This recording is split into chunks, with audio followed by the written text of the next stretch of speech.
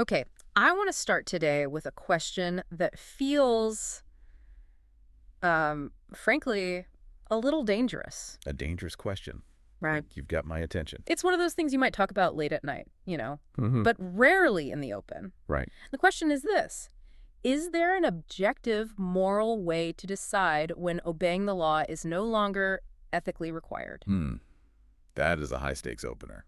And I want to be really clear. We are not talking about anarchy here. This isn't sovereign citizen stuff or, just deciding you don't like a speed limit. Right. That's a massive distinction. We're not talking about convenience. We're talking about conscience. Exactly. We're talking about that specific point where the law stops being a shield and starts becoming a weapon. A tool of domination. Yes. Is there a bright line, a real philosophical standard where you can say, okay, the system has failed? Or is it always just subjective anger? It's the ultimate political question. And what's so fascinating is that our mission here is to look at the intellectual lineage behind it. So not just modern political opinions. No, not hot takes. We're looking at frameworks from history's heavyweights.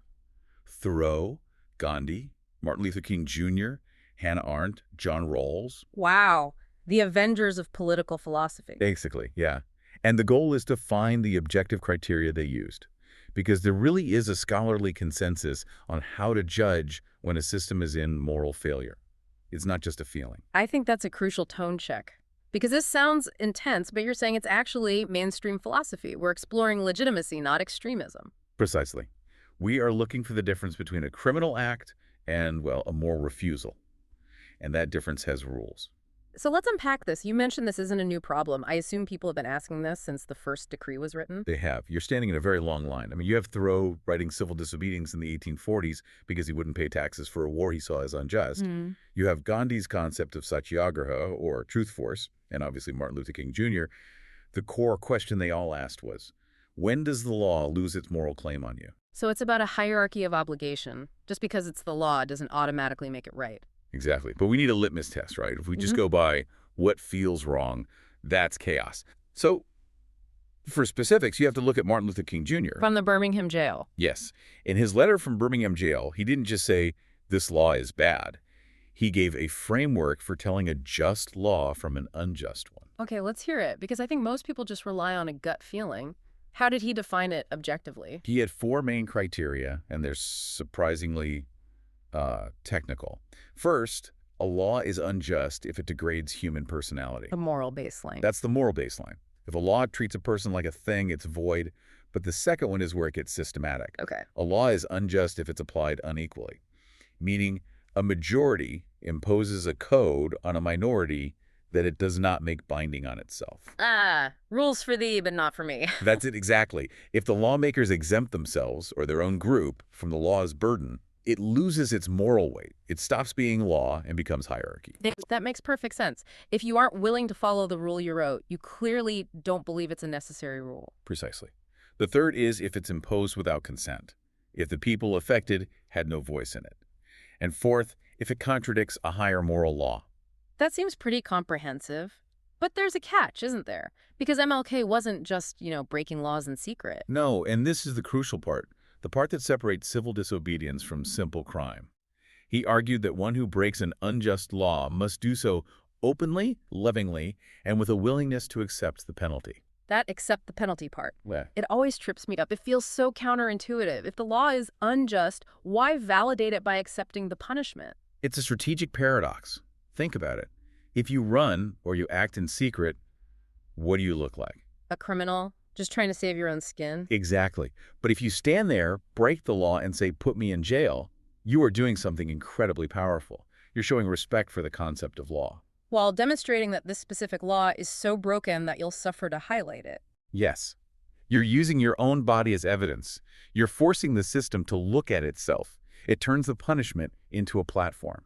So you're saying, I value the legal order so much that I'll submit to its punishment just to show you how this specific rule violates that order. That's it. It's a moral high-wire act. Okay, so that covers breaking one bad law, a segregation statute, say. But what happens when it's not just one law? When the whole machinery starts to wobble? Now we're moving from civil disobedience to what scholars call legitimacy collapse.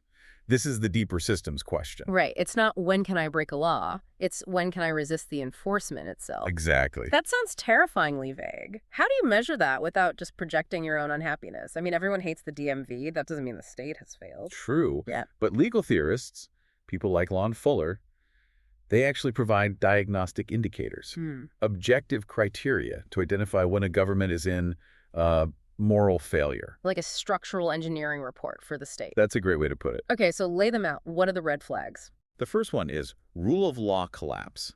This happens when laws become vague, contradictory, or, and this is the big one, impossible to comply with. Impossible to comply with? You mean the law asks for something you physically can't do? Or it creates a web of regulations so complex you are basically a criminal by default. Imagine you need Form A to get a permit, but you can't get Form A without already having the permit. The catch-22. The ultimate catch-22. If compliance is impossible, then enforcement just becomes arbitrary.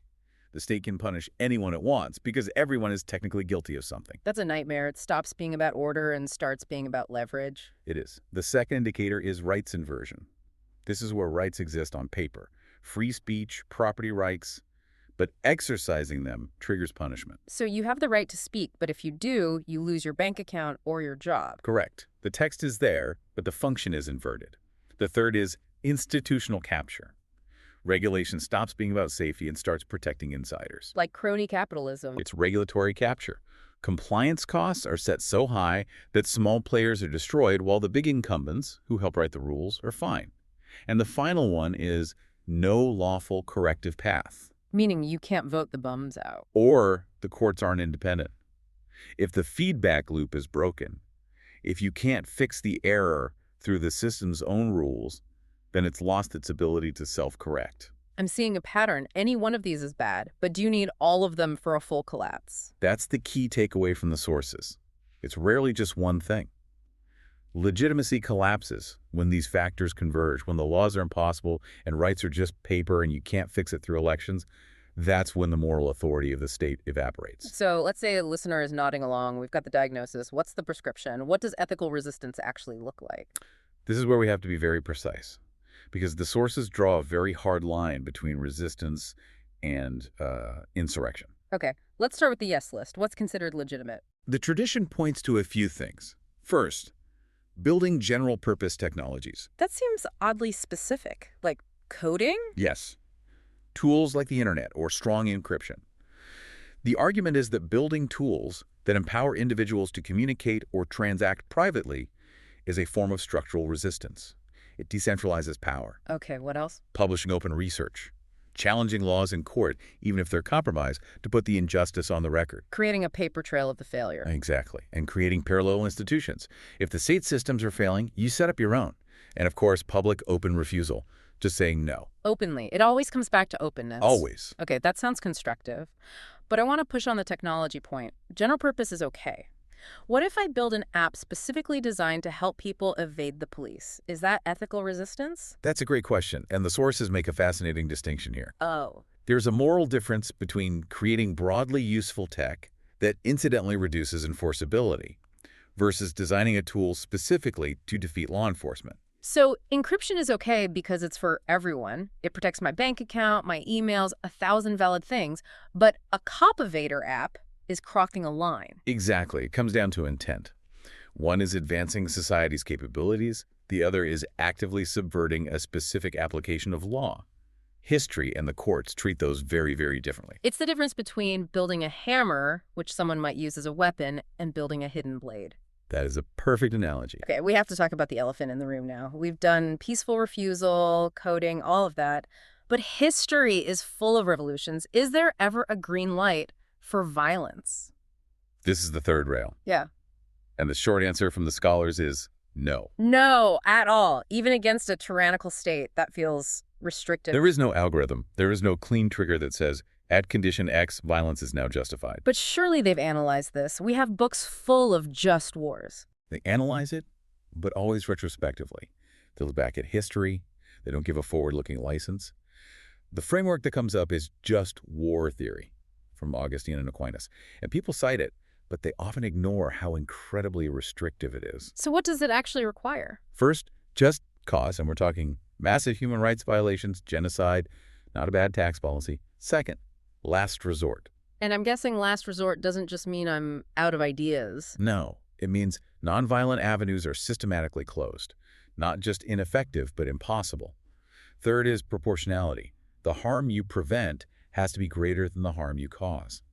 And finally, and this is the one everyone forgets, probability of success. Wait, probability of success. So if you fight a noble lost cause, that's immoral. According to the theory, yes. Why? That seems to condemn the underdog. It sounds like might makes right. It's not about might, it's about consequences. The theory argues that violence is so horrific that to engage in it when you know it won't change the outcome is just adding to the suffering. It's tragedy for tragedy's sake. Exactly. It's not heroic. It's wasteful of human life. It's a cold, ethical calculation about suffering. That's a hard pill to swallow. It takes all the romance out of the glorious defeat. It does. And that brings us to Hannah Arendt. She is absolutely essential here. She made this brilliant distinction between power and violence. I always thought those were basically the same thing. She argued they are opposites. Power, for her, comes from legitimacy and consent. It's when 1,000 people stand together and say, we agree. Okay, so power is the people. Then what's violence? Violence is instrumental. It relies on implements, weapons, prisons, and violence appears when power collapses. So it's what the government uses when it's lost its grip. Or what the resistance uses when it's lost its patience. But here is her warning, and it's maybe the most important quote in this whole deep dive. Violence can destroy power, but it cannot create legitimacy. Wow. Say that again? Violence can destroy power, but it cannot create legitimacy. You can burn the palace down, you can destroy the old structure, but that act of destruction doesn't create trust. It doesn't build a new functioning society. It creates a vacuum. And vacuums get filled by the most ruthless person in the room. Exactly. Violence is tragic. It creates innocent harm and long-term instability. And historically, as Arendt points out, it usually just replaces one form of domination with another. So the common thread here from MLK to Arendt is that once you abandon the moral high ground, you've already lost the war, even if you win the battle. That's the danger. The moment you use coercion, you're playing the oppressor's game. You're saying might makes right. And if you win that way, you have to rule that way. So let's try to synthesize this. It's been a heavy discussion. We started with MLK's loving disobedience, looked at the signs of a failing state-like impossible compliance, and ended on this really stark warning. It's a journey from conscience to caution. And for you listening, trying to make sense of the world, what's the big takeaway? The takeaway is that while there are objective signs of failure, we can see when laws are impossible to follow, there is no formula. There's no checklist that removes the burden of human judgment. You can't outsource your conscience to an algorithm. No. No. You have to weigh the risks. You have to consider the consequences.